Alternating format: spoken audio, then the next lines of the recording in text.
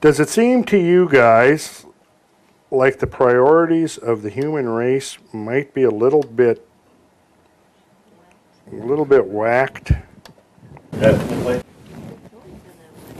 Look at this. Now here's just some headlines from the last 10 years that I've collected. Earth just dodges big asteroid. This was back in 1993 on March 23rd. This was a big one. This would have been enough to cause global devastation had it hit. 1989, a giant asteroid made a close pass by Earth.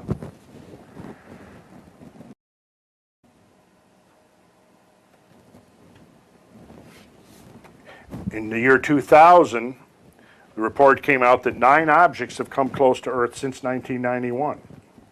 Now, these are objects that maybe wouldn't have caused a global extinction, but certainly could have completely disrupted civilization. According to recent calculations, there are between 750 and 900 asteroids circling the Earth with the potential to cause devastation on impact. But a researcher at the U.S.-based Massachusetts Institute of Technology says these predictions should be revised upwards on the basis of the new data.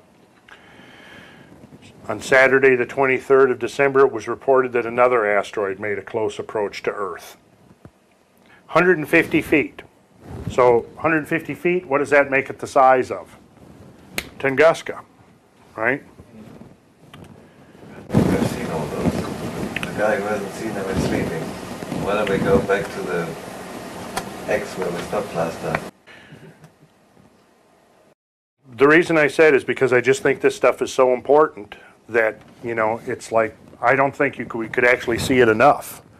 I mean, this is something I think we people need to be carrying around as part of our daily consciousness, that we're living essentially on a ball of rock here that's vulnerable. And at some point, this has to become part of our national consciousness. And I don't know what it's going to take. Is it going to take a city getting wiped out to wake up the human race? All right, so I introduced you guys to the Cyclic Cross of Hendaye. Any of you guys ever heard of this before I brought it up here? No. There's a book that's come out. Yeah, I got it. I start out with a quote from the book. Which one? Is this the one you have? The Mysteries of the Great Cross of Hendaye. Came out in 1999. Who was Fulcanelli?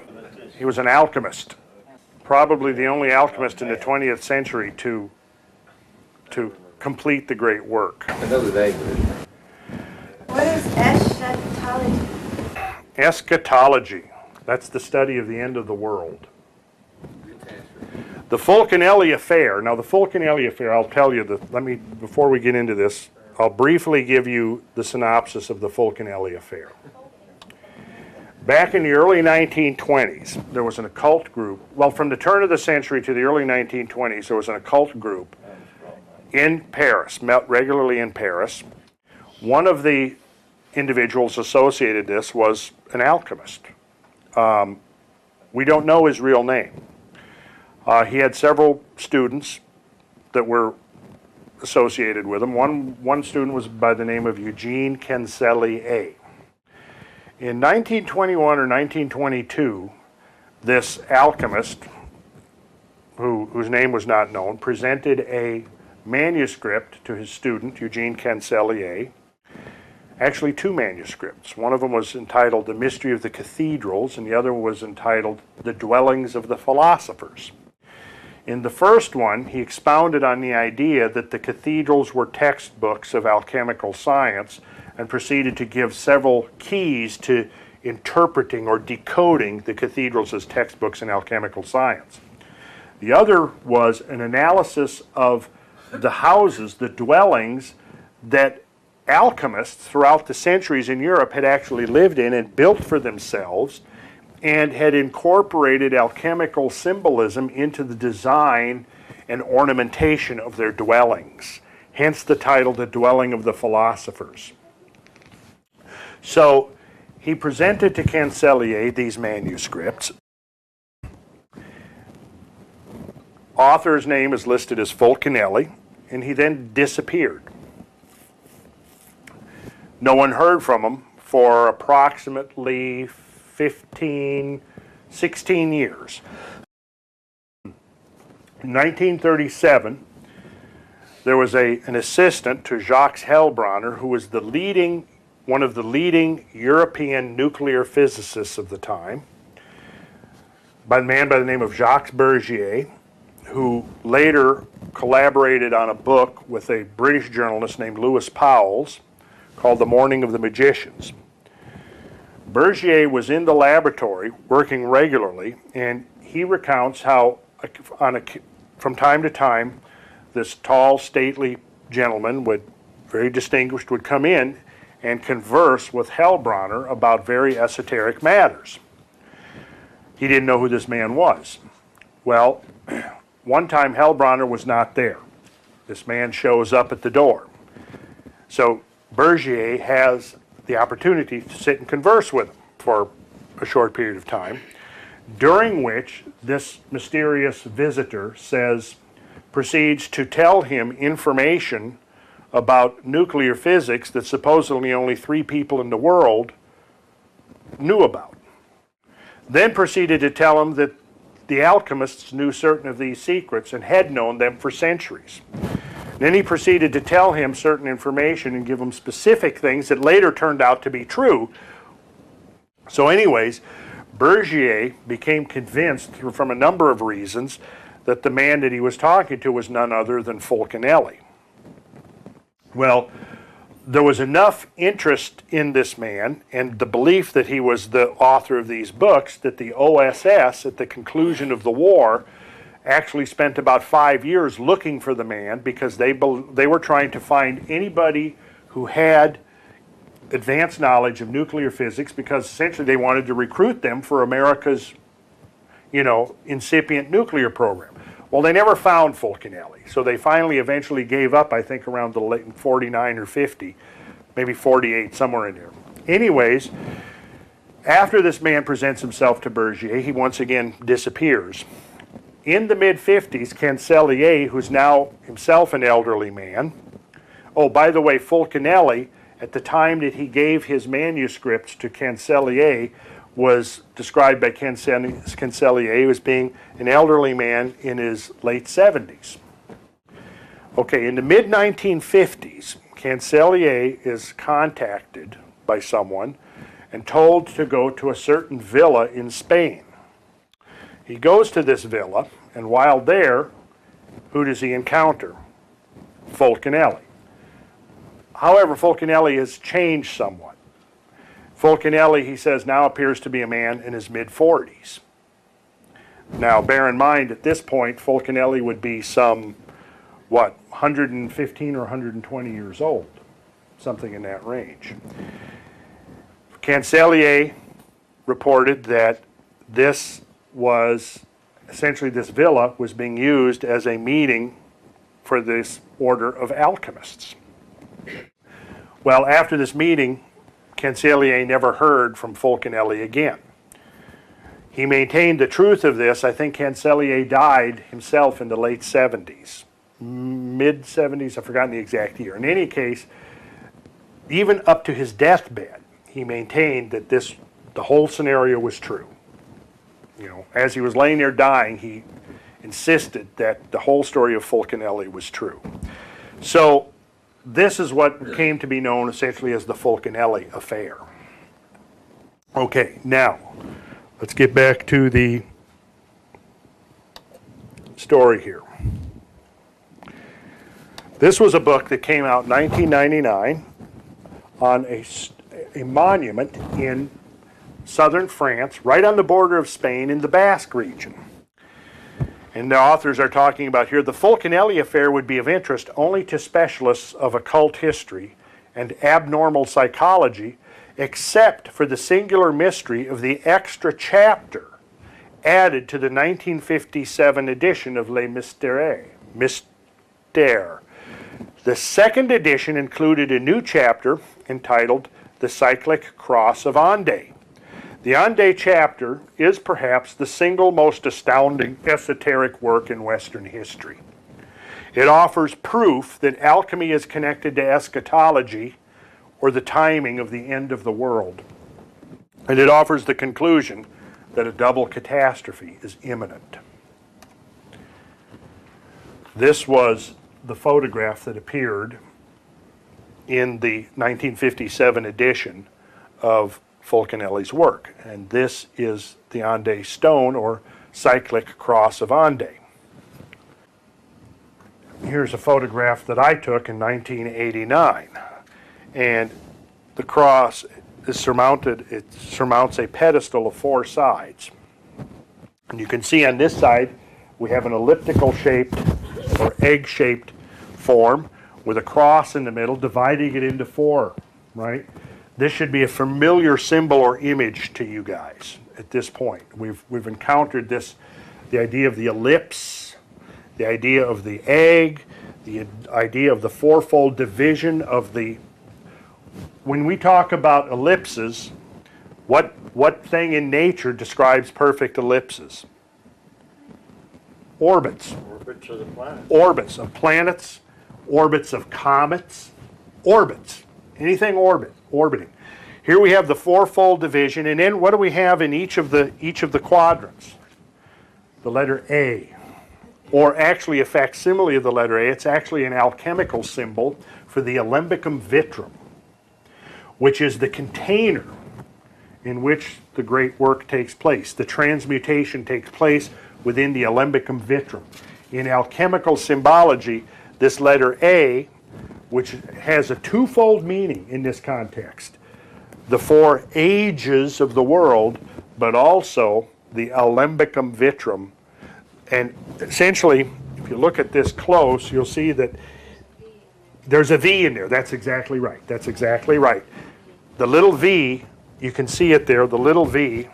And here's the cross itself.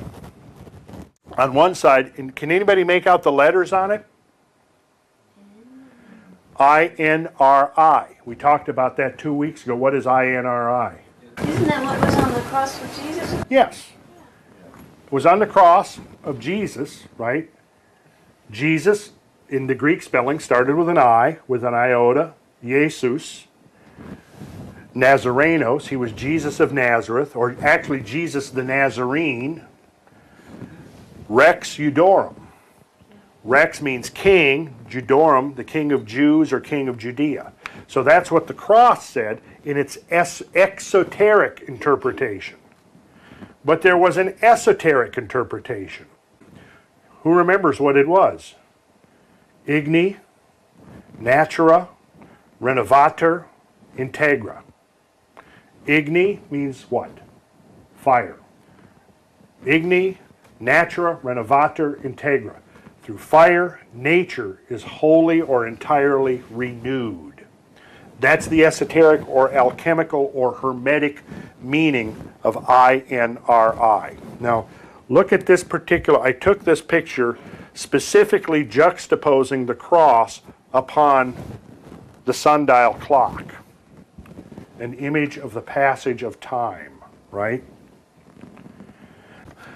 The pedestal has 4 images inscribed on each of the 4 sides. You see a lunar disk on one side, a great 8-pointed star on one side, a angry-looking sun surrounded by 4 6-pointed stars. Several things about the sun, the wheel within the wheel imagery. Also, just like on the sun tarot card, you'll notice that the rays are of 2 distinct lengths. Very important point. The other side of the cross, from the opposite side, the other side being the back side from the I-N-R-I, has this inscription. Part of the original carvings have been effaced. There was actually 2 crosses up here, 2 X's, a double X. What do we know about X? What does X do for us? It marks the spot, right, exactly. Okay, the inscription, this is what Fulcanelli comments. On the transverse arm of the cross, a Greek cross is found the following inscription, consisting of two strange parallel lines of raised letters forming words almost running into each other. O crux ave pes unica. Certainly it is easy to recognize the well-known phrase, O crux ave spes unica, which means, Hail, O cross, the only hope. Now, what has happened here is the letter S was actually part of this word, spes, and it's been displaced up to here. He says that the letter S, which takes on the curving shape of a snake, corresponds to the Greek chi and takes over its esoteric meaning.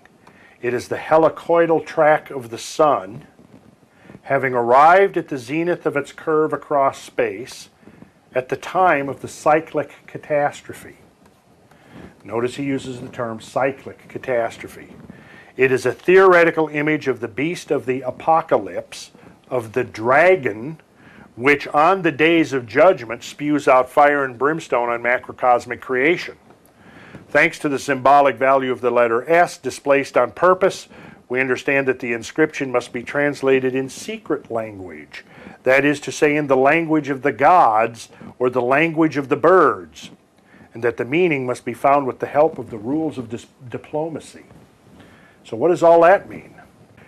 The language of the birds. Yeah, where's the bird? Well, what do birds do? They see the big bird's eye view. Yeah, they fly, don't they? The language of the gods. The rules of diplomacy. What is a diplomat? A diplomat is one that essentially carries messages between two groups, right?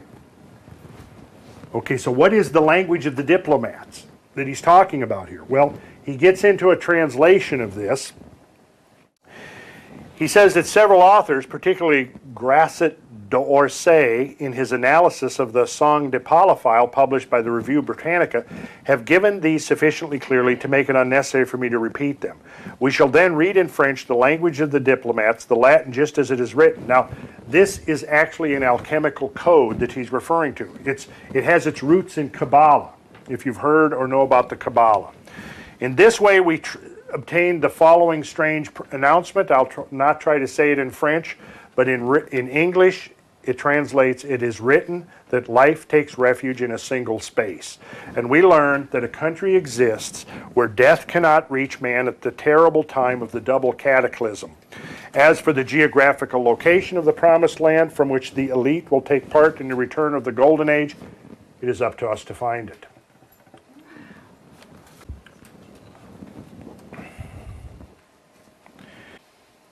Let me back up and let's take a few of these things. The beast of the apocalypse, or the dragon. What have we learned is a potential interpretation of the image of the meaning of the dragon? Draco. Draco, or essentially the comet. The comet. Let's look at this. When we want to predict the orbit of the comet, we need to have two pieces of information, two key pieces of information. Right? And what are those two key pieces of information? Do you guys remember? The orbit. We need to know two things. The orbit, which is the shape of the orbit, and we need to know the timing of the orbit. When we look at the geometry of all of that, let's go back to this here. And take a look at this image right here.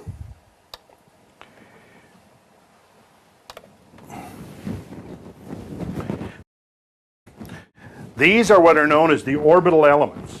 These are the parameters necessary for predicting when and where an orbiting object will be at any time. The whole thing starts from that keyed alignment right there, the first point of Aries. When we talk about the first point of Aries, we're talking about 0 degrees of the ecliptic, right? Where does this go back to? It goes back to the very dawning of civilization. Our zodiac and the whole measurement of the cycle of the planets moving around the sun goes back prior to the beginning of recorded history. We don't know how old it is. But I spent a lot of time in here emphasizing that many of the ancient structures are set up, making it possible to identify with an extreme amount of precision exactly this alignment right here. The blue plane up here is the ecliptic plane, the ecliptic. If you want to make a prediction about where an orbiting object is going to be, this is what you need. You need these parameters. It starts with this right here. And from there, you can measure all of these other things. The orbital plane, the aphelion. Here, notice the ellipse. Here is the ellipse. Every orbiting object has an ellipse. You need to define the geometry of the ellipse with precision. The other piece of information you need, which is derived from tracking the motion of the orbiting object around that ellipse, is known as the epoch. The epoch, which is the period of time that it takes to create, to traverse one complete orbit. Well, here is the Kabbalistic clue as to what the beast of the apocalypse is all about. Think about what are the two things you got to have to make this prediction. You have to have the epoch, and you have to have the ellipse. You have to have the epoch, and you have to have the ellipse. You understand now? The whole vision of the apocalypse is essentially giving us all of these parameters whereby someone in the far distant past, some unknown group, has provided us with the technical information to make these predictions.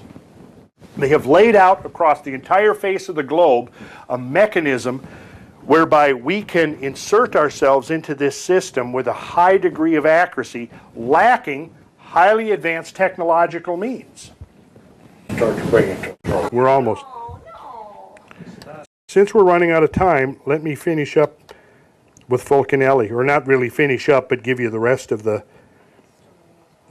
story of Fulcanelli and the Hendaye stone.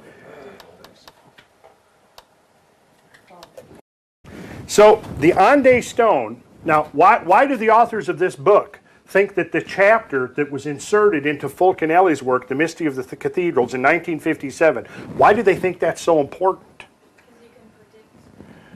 It's giving us key information, and it's directing our attention to this particular monument.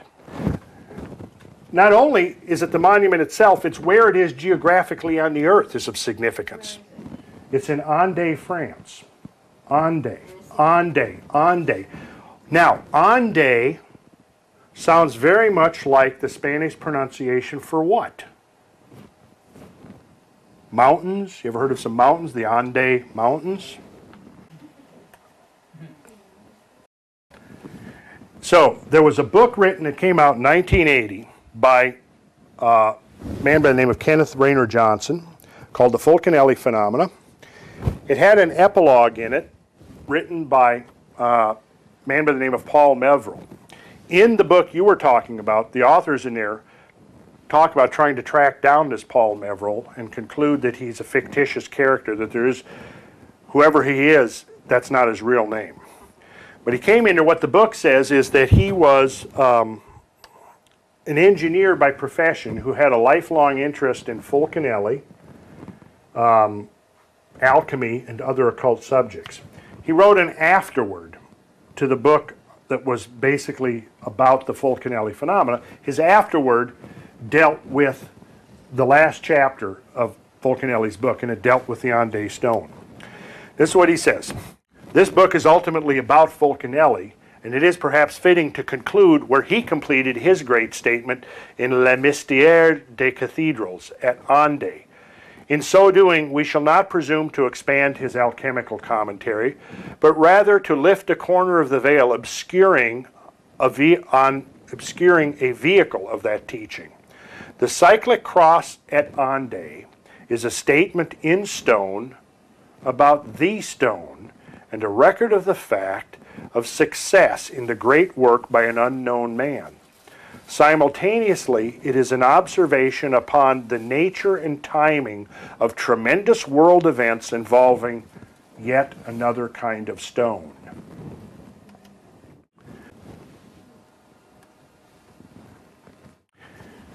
What would you suppose is the other kind of stone of which he is speaking?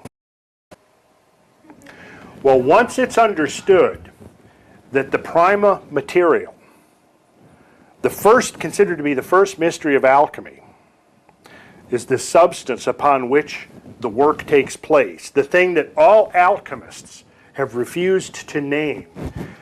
If it turns out, as I am suspecting very strongly, that that material is actually extraterrestrial in nature, probably involving the platinum group metals, probably involving iridium, several of the others, beryllium, zirconium, which are now being discovered to have a very interesting effect on human DNA. We'll get into that. We're about out of time. And I'm putting together a presentation on that. It's very technical. I like to have my data and my graphs and stuff at my fingers in order to get into that. Yes, Don? Okay, getting back to those two stars on that monument, one had 8 Yes. rays and or points, and one had a couple had 6. In the old Sumerian tablets and things that they had, they found that they numbered which planet was by the number of points. Yes. Is there any correlation to that signifying something different between the 6 and the 8? I suspect strongly that that's the case, Don, and where we're going to pick this up is actually getting further into the decipherment of this particular monument. The 8-pointed star, the thing that I turn to get enhancement of the meaning is I turn to the Masonic symbolism, because everything that's found on here is found both in Masonic symbolism and alchemical symbolism, as well as the Tarot. So I'm bringing all of that together into one presentation, which I think helps to interpret or decipher this particular structure here. Again, what Fulcanelli's message is, remember his interpretation. Now, he uses this rules of diplomacy, which are very complicated, but it is a whole alchemical secret language that he's talking about here. And he takes this phrase, O crux ave spes unica, that has an exoteric meaning, hail, O cross, the only hope, and he reinterprets it to come up with a translation that says, it is written that life takes refuge in a single space. And he then puts forth the challenge to the reader that it is up to us to figure out where that space is. And at some point, I'm going to put you onto what I think may be some important clues as to the geographical location of that particular space. Oh, there's one last thing I want to show you. I know you guys didn't want to hear any more about Mrs. O'Leary's cow. However, clues sometimes turn up in the strangest places. How many of you ever heard of the Hathor cow? Oh, yes. Mm-hmm. What is Mrs. O'Leary's cow? Now, of course, the whole story has been completely discredited as an actual event. But as an archetypal event, it has considerable meaning. What is the cow doing here? Kicking over the lantern, right. Have you ever heard of Sekhmet, the destructive side of Hathor? Hathor is a goddess with two sides, Hathor and Sekhmet. Same goddess, Sekhmet. If you've heard of Sekhmet, you know that Sekhmet is always depicted as a lion or a lioness. As soon as you see lion now, hopefully you've trained yourselves to instantly think what? Leo, correct. Correct. And also be remembering this as you go home tonight. Be recounting the sacred mantra to yourself. Hey diddle diddle, the cat and the fiddle, the cow jumped over the moon. Okay? And you might be enlightened by the time you get home. But but then again, maybe not. So that's where we'll leave it for this time. We'll leave it over.